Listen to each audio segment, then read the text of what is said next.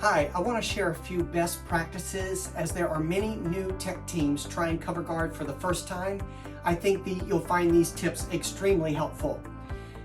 If you have been installing a competitive channel, our fittings are significantly different in that they're not structural, they are simply cosmetic. So there's no need to push them all the way down hard in order to secure the fitting. In fact, our uniquely designed cam screws can catch anywhere along the channel. And if you push them down too hard, they actually won't turn because of a design feature in the base of the channel. So remember, it's easier than you think. Just a light snug and it will keep the system fully intact. Wall obstacles of less than 1.25 inches, similar to either a stucco band, maybe a soffit trim, or first to second story bump out or a pipe. They can easily be overcome by cutting the base and leaving the cover long. But we always recommend you utilize a end fitting like this shown here. The reason for that is all of our fittings come with an interior stop that is designed to hold the channel in place and to keep it from sliding. That's especially important with these wall obstacle installations because of the extra empty space that's left inside the channel. You'll want to ensure that the cover is latched on the same tab all the way up and down the channel. Otherwise, it's not fully connected.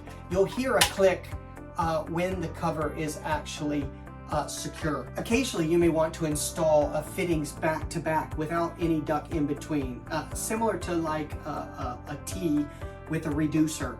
And it's important to note that the fitting bases are ever so slightly shorter than the covers. So when affixing the fitting base to the wall, you'll want to leave a 1/16 of an inch between the two fitting bases in this application so that when the covers are put on, they touch. Cover guard can easily be cut by using a chop saw, hacksaw, or sawzall, but you must use a fine tooth blade. I prefer using battery operated skill saw. Our wall inlet, wall flange, and flex elbow can all be used to protect existing lines. All you have to do is split the base where on the back side where it's not visible and then slide it over those lines. To keep your duct clean, you can peel off the film on the ends just 1 inch or 2 before snapping that cover on. Put your couplings covers on, and then right before you're done, peel off that film, take your picture for social media, show your skills, and then be on your way. When removing the cover, you have to push down and lift off of one side only, and that will easily remove the cover.